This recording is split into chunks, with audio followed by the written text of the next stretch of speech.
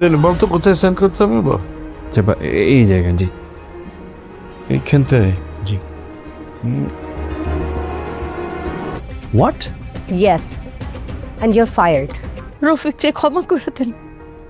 আমি নিজেও তো রফিকের পক্ষে কতবার ক্ষমা চাইছি আপনার কাছে। What? হ্যাঁ ম্যাডাম, আমি শুনছি যে ফার্স্ট আপনিকে মীরাগাড়ি দুবাই শিপ করছে। আমি কিচ্ছু বুঝতে পারতেছি না, মেরিনকে খুঁজে পাচ্ছি না কোথাও। আসসালামু আলাইকুম। টাকার নেশা কি একটি সুন্দর সাজানো পরিবারকে পুরোপুরি ধ্বংস করে দিতে পারে? এটা আমাদেরই গল্প নাটকের গত পর্বগুলোতে আমরা ফাহাদের জীবনে ঠিক এমনটাই দেখেছি। কিন্তু এবার কি সত্যিই নিজের ভুল বুঝতে পেরেছে ফাহাদ, নাকি এটা তার নতুন কোনো চাল? ৩৭তম পর্বে কি হতে চলেছে তা নিয়ে আজকের এই ভিডিও। ৩৭তম পর্বে আমরা দেখতে চলেছি এক বিশাল ও আবেগঘন পরিবর্তন। এতদিন যে ফাহাদ অন্ধের মতো শুধু টাকার পেছনে ছুটেছে, সে অবশেষে নিজের পরিবারের শূন্যতা গভীরভাবে অনুভব করতে শুরু করেছে।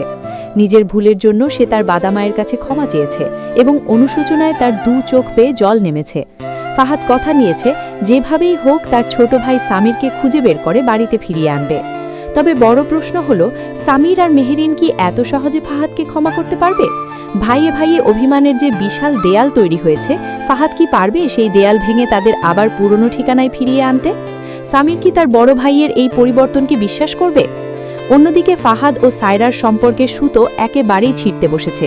সায়রা তার বাবাকে পরিষ্কার জানিয়ে দিয়েছে যে সে আর ফাহাদের সাথে থাকতে চায় না।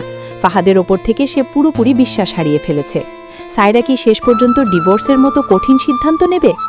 সবচেয়ে বড় ধাক্কাটা আসতে পারে সায়রার অফিসের টাকার হিসেব নিয়ে।